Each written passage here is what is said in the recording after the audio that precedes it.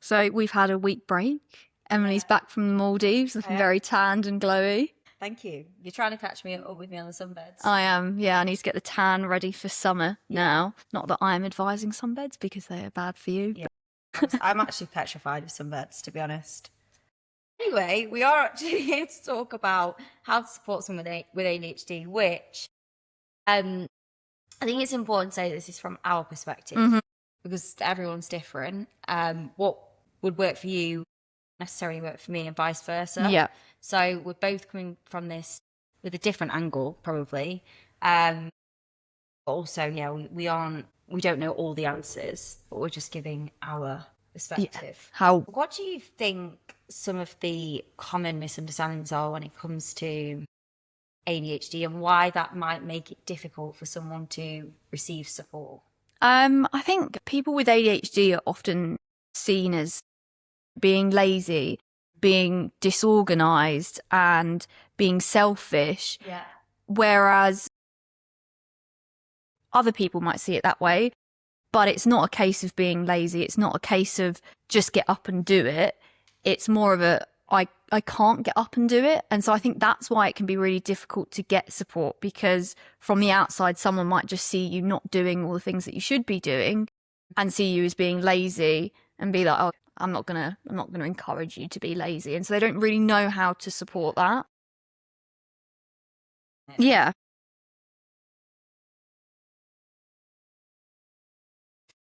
Lived with someone with ADHD. Still, to be honest, I think even if you've lived with someone with ADHD doesn't necessarily mean that you will understand ADHD.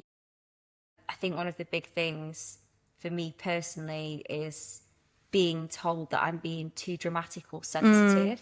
And I just need to, chill out. I've heard that so much. Oh yeah, that does not help.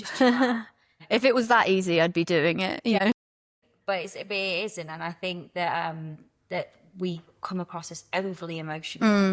And we can't regulate our emotions, and people see that as you're moody. One of the things my parents used to say is that it's the roller coaster of emotions, and that's just not very helpful. No, it's not. And the thing is ADHD isn't about motivation or being forgetful or anything like that. It's a regulation issue. And it's more of, we can't regulate how we feel, how we organise ourselves, like how we organise our structure in our brain of remembering things and like that. It will be up and down. And I think that's probably one of the biggest misconceptions is, yes, it can be like not predictable, unpredictable, but it doesn't mean that it's not I don't know how to explain it. It's not like it will be up and down, but it doesn't mean that it's always the same in terms of what support you need. Yeah. Behave and the symptoms that you have will also differ. Like I could have a really good month and then the next following month have a really shit month.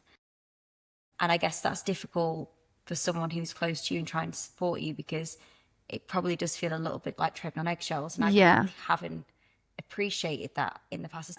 Well, if they don't understand you and how you work, then it might seem like they don't know how you're going to act to certain things. Because if it's different month to month, then it'll be like, okay, well, this helped one month and it didn't help this month. But I also think it's about giving them the space to understand, and like that comes with time and understanding of it, because at the start, if they don't really know you that well, then obviously they're going to be like, what is going on? Like 1 week you're crying and then the next week you're like, oh, I'm painting my whole flat, reorganizing all the furniture in my room, feeling great. And then like you're in burnout, and it's like, how do you support someone who's like constantly changing and evolving in terms of their symptoms and things like that? It's very difficult. And I think it's also important to say that you cannot rely solely on support from, family, friends. You need support from professionals. Yes. And, also medication, if that's something that you want to explore. It's not fair to just assume that your support system will be able to do it. Well, it should be a support system, right? It shouldn't be putting everything on one person. One person cannot help you with every single thing. And you need a whole village. You need yourself, you need professionals, you need friends, family, a partner if you have a partner. Just people who do understand you and are willing to give you that support, but you just can't expect that from one person. That's a lot of pressure to put on a single person to be able to support you through everything. I think it would be worth probably going on to, before we go on to what support is, what support isn't. And we've got some examples here that we've wrote down. So I'll just say a few and then you can say a few. But just try harder. Like, that is just, it's not helpful. No, that is not helpful in the slightest. We want to try harder. Yes. More than anything, we want to try harder, but we don't have the motivation to try harder. I don't have the capacity to. Yeah, exactly. Or it's been like I have been trying the hardest that I can possibly can. And if you are trying so hard and someone says just try harder, you're like, I am trying as hard as I possibly can. Like, what does that mean about me if I... And then that just makes you feel even worse. It only makes you think that you are lazy and not good enough and all of these things that you've internalized. It makes you even more self-critical of yourself than you were before. It's like, I've already got all these things in my brain. I'm already thinking that I'm not trying hard enough, that I'm being lazy, that I'm being selfish, that all of these horrible thoughts about myself. And if someone goes, oh, well, just try harder. Okay, well, that's just like... Yeah. It's just because we've got to a point where we're so burnt out and we're already having that thought. So we're already thinking, oh, what's the point? Because I can't do it anyway. Yeah. So yeah, not helpful. Not helpful at all. I would say a big one of what it doesn't look like is taking over everything. So getting that parent dynamic. And you see this quite often in ADHD relationships. Like when one person's got ADHD and the other person doesn't, there can almost be like a power dynamic where it becomes like the neurotypical partner ends up just taking over and doing everything and like coddling that person, and then they end up having arguments because it's like, oh well, I'm not your mum, I'm not your dad, like I shouldn't be having to do all of these things. But I think sometimes people put themselves in that position and it's like, you shouldn't be someone's mother or father, like you are their partner. And so a lot of the time, it's almost like, oh, well, you can't do it, I'll do it for you. Or like, oh, well, you never clean up, I've got to do it, and things like that. And it's like, that is not helpful, because if someone ends up just doing everything for you, they end up resenting you for it. And then it also never forces you to do things. Like, I've had loads of situations, I'm quite lucky with my partner, in terms of I've had moments where I'm like on the floor because I do not want to put the washing out and things like that, and I don't want to do it. And there's times where, yeah, it would be a lot easier for him just to be like, okay, I'll do it. But he really does put his foot down. He's like, I'm not going to do this just out of principle. And it does force, like, obviously I don't want to do it, but it forces me to do it because he's not just letting me get away with not doing anything, which I find quite nice. Obviously in the time I don't like it, but I think it's quite good because I don't feel like I'm parented. Like, don't get me wrong, there are times where I think if it's like, it's situational, right? I think if it's like I've had a really rough day at work and I'm really burnt out and tired, then he will do things without me asking him to do them, or like he won't ask me to do them, he'll just do them. Because he knows that that's the mood I'm in. But there'll be times where he's like, come on, like, that, can you put the washing out for me? Or can you just like hoover the room? And I'm like, I don't want to do it, I don't want to do it. And he's like, no, you're doing it. Because I don't have an excuse, really. I know, obviously, my ADHD makes me not want to do it because it's boring. But then it's times like that, it's like, well, no, if I'm doing these things, you should be doing these things. It is situational. So it's like taking that into consideration as well. The one thing here for me, which I've already mentioned, but it's very relevant, would be the nagging and criticism. Like I mentioned, being called too sensitive and too dramatic is been something that I've probably had my whole life. And it's not helpful, because in that moment I feel, I know that I'm being too sensitive, but I'm not being too sensitive. I'm reacting in a way that feels normal for me. And the too sensitive honestly just makes me feel so alone. And it just validates all of the thoughts that I already have about myself, that I am too much, that I shouldn't be able to feel my emotions. And that nagging and that criticism, it actually doesn't motivate ADHD brains at all. If anything, it shuts them down.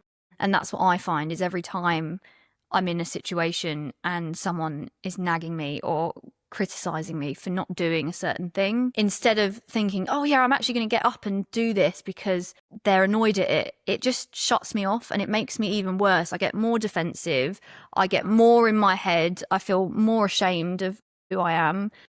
Shut down. It's almost like feeling numb. I'm like, okay, well, I don't want to do it now. You're even pushing me even more. Massively. I think work is, I've realised that that's such a thing for me with work.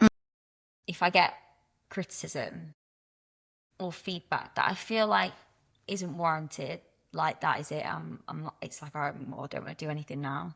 It's probably not the best approach. Well, I guess everyone takes motivation differently. Like some people are motivated by saying, you're not doing this good enough. And like some people are like, oh, well, I'm going to prove them wrong and I can do it even better.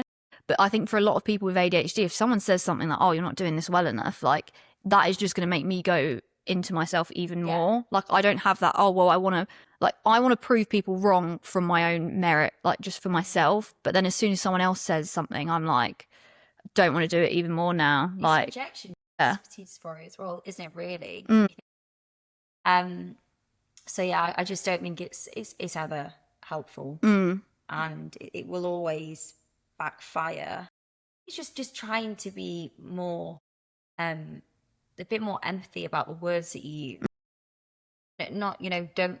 It's, for example, when I'm saying, when it's sensitive, criticizing someone for being sensitive or dramatic, you could probably say that a little bit differently. Yeah, I also think it's about trying to understand why that person feels that way. So like, say, for example, calling you sensitive because of a reaction, rather than calling you sensitive, trying to understand why that has made you feel a certain way. Like trying to think of that before having a snap reaction and being, oh, we're being too sensitive or it's too dramatic. It's like just taking a few steps back and really trying to know the why before you say something like that. Because I think saying something like that just ends up making it 10 times worse. Whereas you can avoid it being worse by just understanding it. Asking the questions. So then when that does happen again, you know that that's a trigger. If you're a partner, friend, family member, or whatever it is, and you know to maybe avoid that thing. So what does support actually look like? What is helpful that people can do to help support others with ADHD? It's something that I probably haven't really used enough, but basically using someone else to help you with a task, whether it be if you need to clean the house and you have someone with you helping you. For example, great example. I know what example you. I know what example. When I was moving in, I was thought into my flat here. One thing that I hate so much is hanging up clothes. And we'd not known each other for this point, I don't think. I mentioned that I was moving in, and I said I really hate unpacking. And you're like, I love unpacking. I'll help you. And we had some prosecco and unpacked my clothes, and it made it 10 times easier. But for me with ADHD, that is like something about unpacking I just hate. But I think it's like with body doubling as well. It's not necessarily about both doing the work. It was, I didn't even really do that much when you were unpacking. I started off and helping and being like, oh, well, this can go here. We should do this. And then by the end of it, I was kind of just sat there like going, oh, do you need this? Do you need this?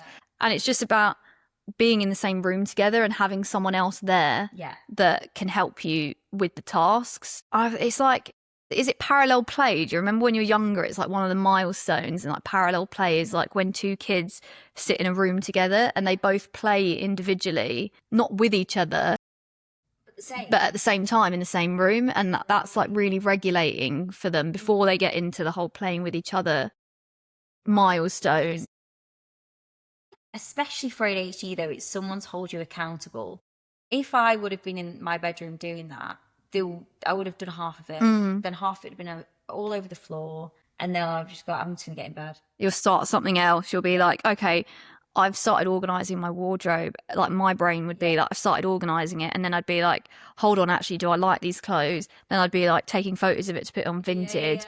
And then I'd start trying on clothes.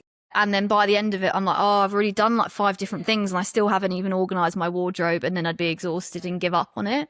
Whereas having someone else there who's like, you need to do this. But it's like having someone who's there and they're not judging you and they're able to keep you on task without being like, oh, come on, stop being distracted. Like, it's like that guide almost is really, really helpful. And I love having a little body. I love parallel play as an adult. Is that a thing? Even if it's like, you know, a friend comes around and I'm not even speaking to them. We're both sat there scrolling TikTok and we're just like, and it's like, there you go, there's a TikTok. That is true friendship. When you can sit in silence together and both be doing things separately, but be just content. Yeah, I love that. I love that because I feel like there's no pressure to actually like talk to them or do anything. Yeah. What do you think's another one? I think breaking down tasks together, this is like one that I actually didn't really realize how much it helped me until I started doing it. So like one of the things that I always struggle with is being so overwhelmed with loads of tasks that I have to do. And one thing that Matt really does help me with is, say, for example, I come in and I'm like, I'm so overwhelmed, I've got so many things to do. He'll sit down with me and he'll break down the tasks, which I think is really helpful. So it'd be like, okay, let's get a pen and paper out. What actually do you need to do? What is priority? Like what needs to be done today? What needs to be done by end of this week? And what can wait? And being able to break it down with someone who is more rational thinking than I am is really helpful in taking everything out of my brain and putting it down. So it just doesn't feel as overwhelming in my brain. Yeah. And it feels like you can actually tackle the task when it's written down. Yeah. And someone's there to help you and be like, okay, well, you don't actually need to do this thing that you said that you really need to do. It's not priority. But something like, okay, well, I need to book an appointment. I need to do the shop and things like that. Those are things that it's be like, okay, you need to do these. The other things can wait. Love Matt.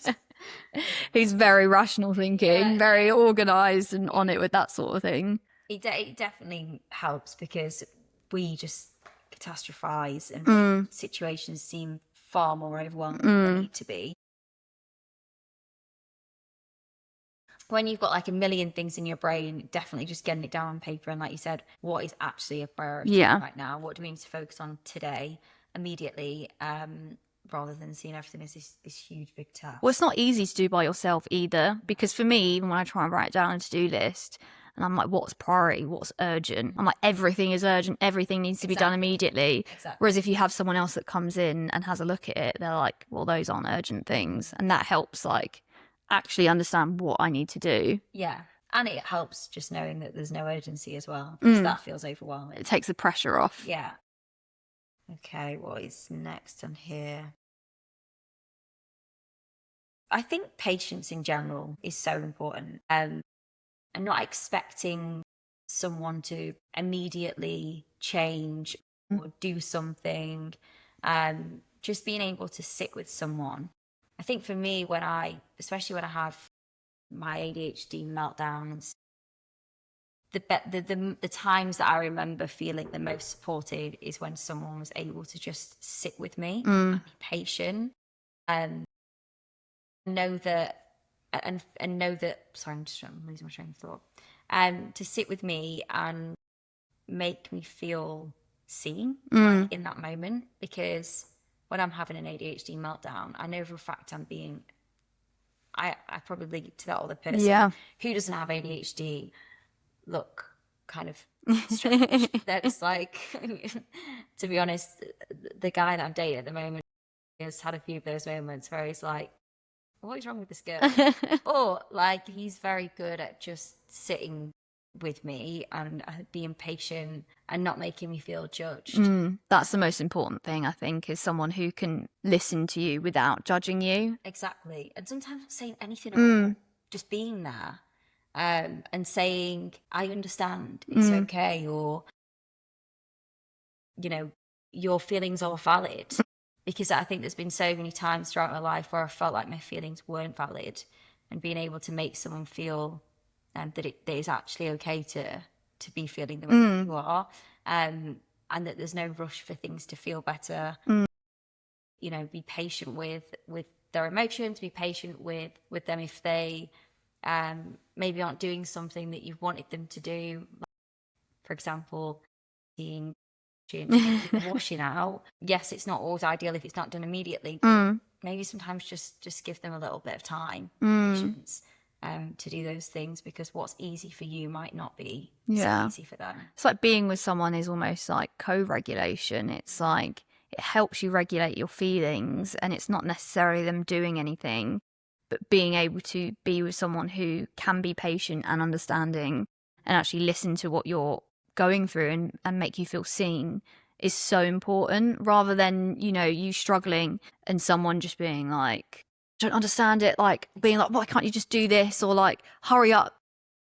ADHD brains don't need pressure. We need support. We need someone to be patient with us and be understanding. And so someone who's going to be very like stressed about you not like taking too long to do something, or, you know, being overwhelmed, is not going to give you the support that you need. No, and it just adds to the shame that we already feel. And like you said, we shut down when we're criticised or made to feel, you know, like we're not doing something right. So that's only going to make the situation worse. Definitely. I've got one here which I think is really important, and that's celebrating small wins. I think it's really important to celebrate the small things. I think we forget a lot of the time when we do celebrate. And I recently read in the book that you gave me, the Alex Partridge one, people with ADHD struggle with something called success amnesia.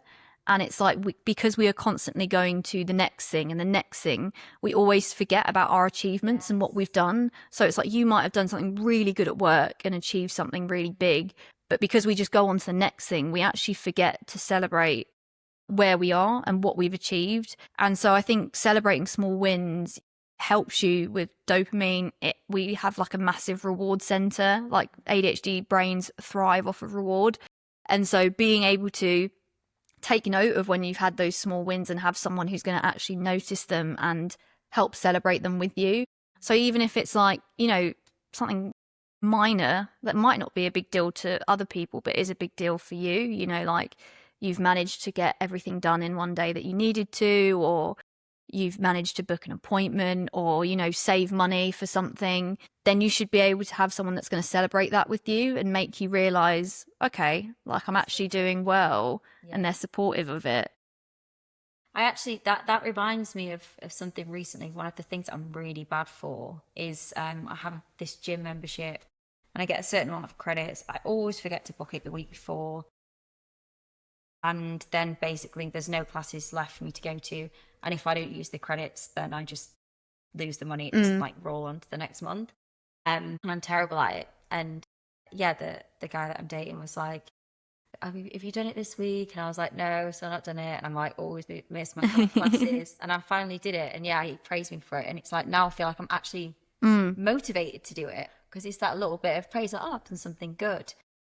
So yeah, it's important. And for that's such a small thing. But for us, these things are very difficult. It is. And we should be able to celebrate them. And we should get praise. Yeah. Feel like I need a little gold sticker or something like that. Or like, how many times did you go to the gym 3 times a week? Well, we're going to get you a little treat or something like that. You know, just something that makes you feel good about it. So you want to keep doing the things because you know there's going to be a reward. And I think as well that you probably have to, I wonder how you could find that praise if you aren't getting it from, you know, from your support system at work. For example, at work, if you're not getting praise, maybe making your partner, or I guess partner more so, family, aware of that's something that you need, asking for it, being able to ask for that support. Yeah.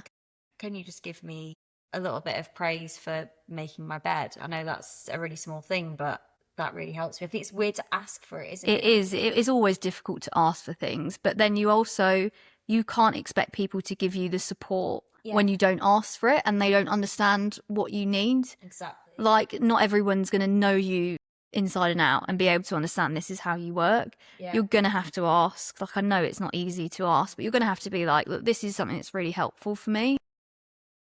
And then it helps that person to understand you more and know how you like to be supported. Yeah, because more often than not, the people around you do just want to support you. Yeah. And want the best for you. And they're trying to figure this thing out too. Whilst we're all trying to figure it out. We're trying to figure it out. Imagine them as well, who have no understanding of our brain. It is difficult. What do you think is the best emotional support that someone can do if you've got ADHD? See, I feel like the patience thing, definitely.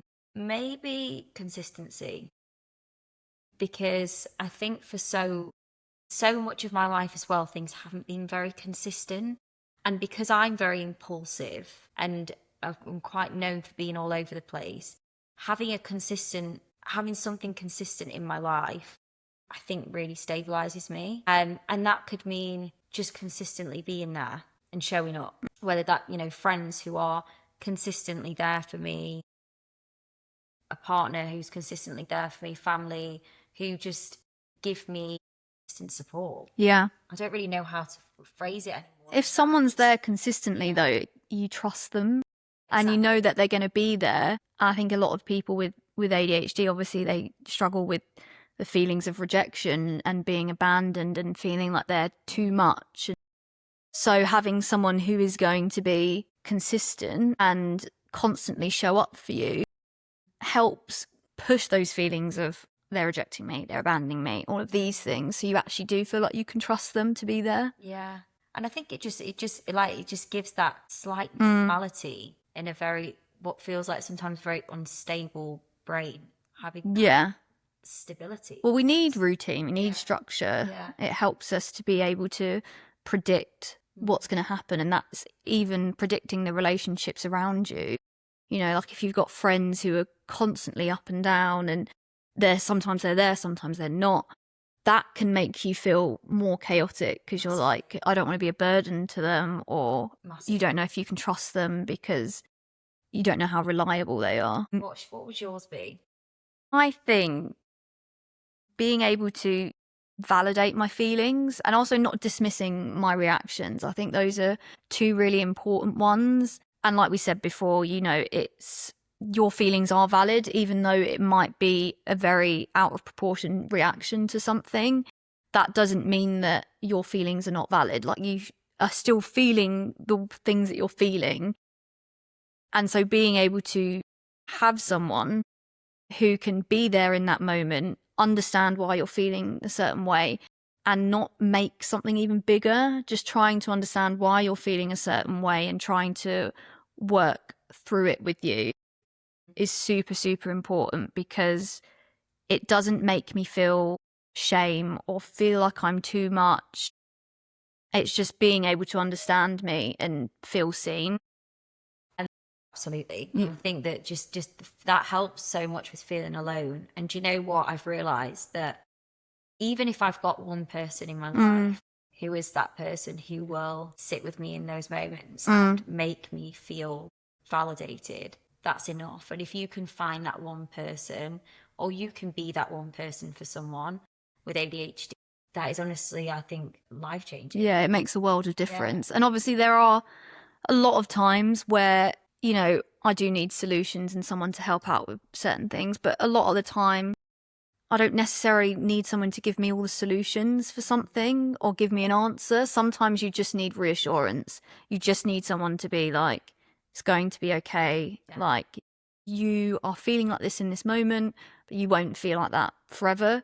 And just rationalizing it and being able to talk through it, but without the judgment, without being like, oh, you're being so over dramatic, or you're thinking too much about it deeply, or anything like that. Yeah. Just be like, okay, that's fair, but let's actually talk through it. Let's rationalize it. Why do you feel this way? Like, is there any evidence to support that? Like, I'll have meltdowns thinking, oh my God, this person hates me. They don't want to be my friend anymore. Like, all of this stuff, and being able to sit down and talk about it and actually understand why I think that. They sent me a really weird text message. So does that mean the amount of times my brain does this is just so ridiculous? It's unbelievable. And I think it's hard then.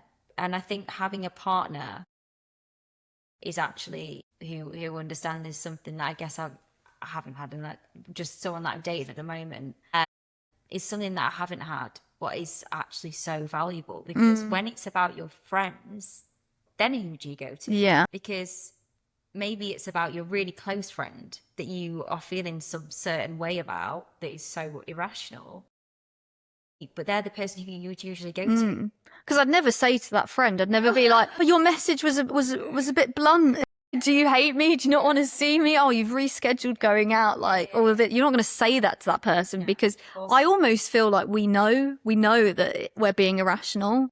Like I know that I'm overthinking it and I'm being irrational, but that doesn't stop me from feeling it. And so I know that if I said to my friend, "Oh, are you off with me because of that message?"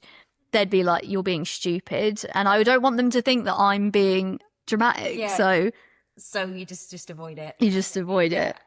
But having that person who, you know, if it isn't your friend, it's a partner, to be able to rationalize that is extremely helpful. What would you say like the best communication tips are? Like the best way to communicate with someone who has ADHD? For me, I think being clear and direct, because in that moment, the last thing I am is clear and direct. And I find it very hard to rationalize my feelings, rationalize what I need to do.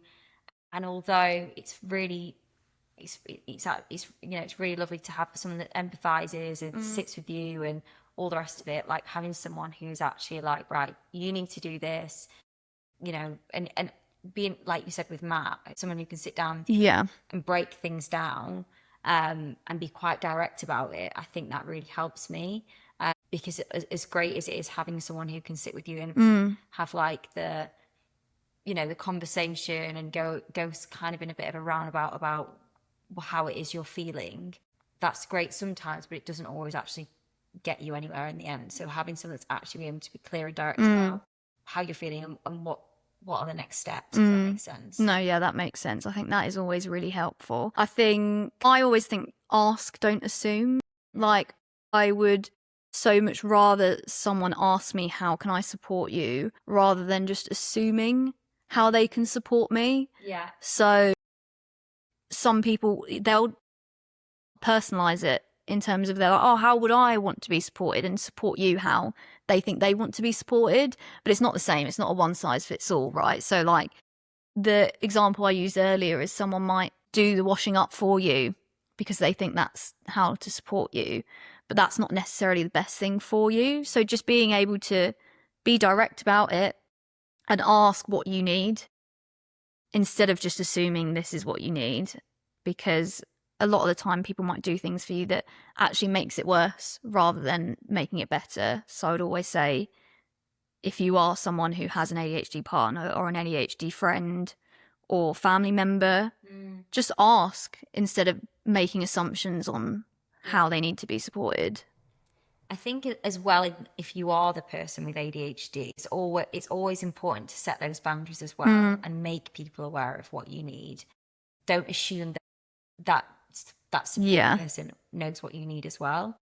Obviously, asking them, the support person asking rather than assuming is important, but you also, as someone with ADHD, can't assume that they have all the answers. And I think this is something that recently it's difficult setting boundaries, especially for someone with ADHD, but being able to actually voice what I need a little bit more and have those check-ins. If you ask someone to do something, you set a boundary and they aren't, don't be afraid to bring it up again. And not in an argumentative way, but just so we had this conversation, you know, I mentioned that this particular thing isn't very helpful for me. I think that doing this is actually more helpful. You know, I've noticed that you're still doing that other thing. Is there something else that we can do and talk about to make so that doesn't happen again? Do you know? Yeah. And having like regular check-ins with friends, with family, with partners. Have like monthly performance reviews with your relationship, with your partners and your friends.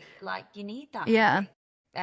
Because you can't expect people to understand. And also, I think with ADHD, we do neglect our needs a little bit. We won't bring it up again, and then we just resent them, and then that's when it becomes a problem. It's so important to set those boundaries and to be able to communicate your needs. Like you said, they don't know unless you let them in. And so half of it is being able to let someone in and let them understand you, because they're not mind readers. They don't know what you need. So I guess next part really is, I guess this is more for partners. If you are someone who has an ADHD partner, what should you remember? It's about working together, not fixing it. And I think this kind of comes into the whole patience thing as well. Not to expect someone to just change overnight. There are things that I definitely still need to work on with my ADHD, and will probably be working on for the rest of my life, I assume. And it's about being a team. That's what partnership is all about. Working together. Yeah, as a team. Maybe you both have ADHD. Maybe one of you has ADHD, one of you doesn't. But seeing it as a journey, you will be constantly learning about that person with ADHD that you're with. And I'm sure that there will be new things that you figure out about them. And maybe actually having those monthly check-ins to just be like, right, okay, what helped? What did I do that helped this month? What's gone well this month? What hasn't gone well this month? And seeing it as a team and working together, and not trying to fix it. It's a partnership. That is what you should be doing. It's both of your responsibility to make sure that you're working together rather than it just being one-sided. And I do think those check-ins can be super, it does seem really awkward and formal, but being able to just have a little bit of a check-in and be like, hey, what's gone well? What hasn't? That can be so helpful with communicating. I think that's a really good tool. And I think I might start putting monthly performance reports in my boyfriend into the calendar. It's like, have KPIs that you need to meet. I think it's like, at the end of the day, you know that you're dating someone with ADHD. And if you mention it early on, you make that person have ADHD. Don't then make that person feel bad. Don't make them feel like there's someone that needs to be fixed. Yeah. And you chose to date that person with ADHD. And yes, it can be difficult sometimes, but it can also be a very wonderful thing too. So, yeah, not making the person with ADHD feel bad. Some sort of project. You know what I mean? I'm not like a broken, what is it, a little duck, I'm not like an injured duckling that needs to be helped. I think an important one to remember is ADHD is not an excuse.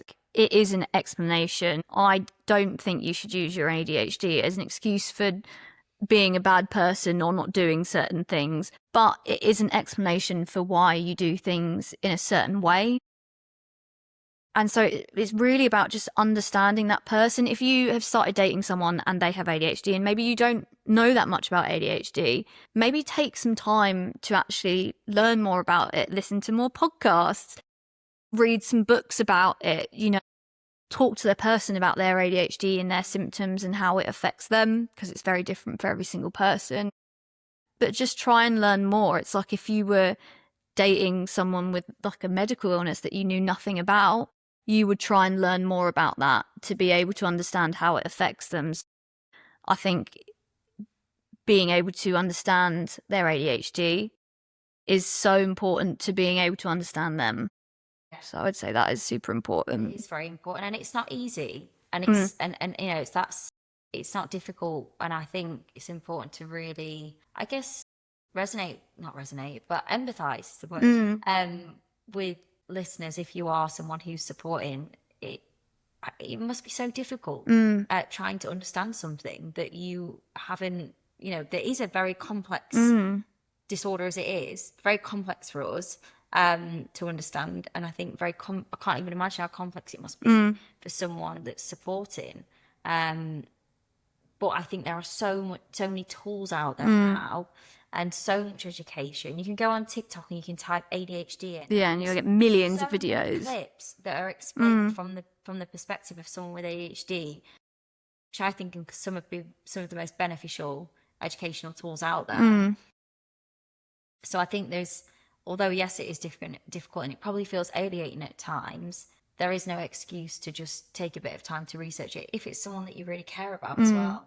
Yeah, because if you do care about them, then you want to understand them. So just take that extra bit of time. I think as well, if you are someone out there who has ADHD and you're listening to this, my biggest tip would also be to take some accountability. I think it's difficult because you want to be able to rely on other people. But I think a lot of the time you have to be able to understand yourself. And, like we've said loads of times in this episode, is be able to communicate those needs. But also don't rely on one person. You've got a whole system out there. and be able to figure out what works for you, what support you need, and whether that means trying different things out. You might not know what support you need, but you might need to try different things out and know what works for you. So being able to, actually make effort to understand that and communicate that. Yeah. And I think my advice would probably be that if you are listening and you feel alone right now and you feel like nobody gets you, you've got no support system, you have no idea how many people are out there that probably feel exactly the same. And you will always have your tribe, your people who get it. Personally done this, but I know that there are Facebook groups, there are lots of different support rooms where you can anonymously post things, chat. There are actually other things out there. Then we can't assume that everybody has friends, partners, and family. Some people are very alone in this, and that feels very isolating. You probably feel like I'm never going to have anyone who gets me, but I just want you to know that there are always people out there. You and I probably will understand if we're open to people messaging us. Obviously, we're not professionals, but we can come at it with our own experience. Nobody should ever feel alone in this. No. And you might be alone, but you don't have to go through it alone. There are always support systems out there if you look for them, and that can be really daunting, especially if you're someone who struggles about your feelings. And that's why I think these anonymous groups can actually be really helpful. And there are so many people out there who are probably in your shoes. I'm thinking the exact same thing of not being able to talk to anyone. And that's why, the power of social media, the power of these groups, like even things like this podcast, like the amount of messages and comments we've got has been amazing. And being able to talk to people who are struggling with similar things, I've personally found like not even just motivating for the podcast, but really helpful for me. And like we speak about things and sometimes it'll be like, am I the only one? Obviously, I know I'm not the only one, but being able to see a comment where someone says, oh, I do that too, it makes me feel seen and it makes me feel like I'm not alone. Like there are so many other people struggling. Exactly.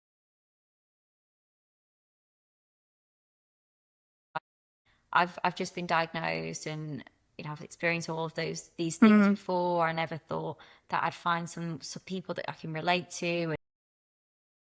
I think it goes to show that there are still people out there who don't feel supported, and that's why they're turning to things like podcasts, TikToks to find that support, which is great actually, because it just shows that there are other ways to feel supported without necessarily having to rely on people. But it's also great to have a human. It is. You have to rely on an actual human. Yeah, I think we've probably covered that. We have covered everything that we've written down. I guess if there's one thing that you could say to end this episode, what would you say? I think ADHD isn't a choice, but support is. Yeah, I guess I would say something very similar. I think, the right support can change everything. And if you feel like you're not receiving the right support, it's either not the right person or you just need to communicate your needs more and build out those support systems and find support wherever you can. And like we said, support looks differently to every single person. So, it might be an online group, it might be a partner, it might be a family member, it might be a book. It could be anything, just anything that makes you feel like you're not alone.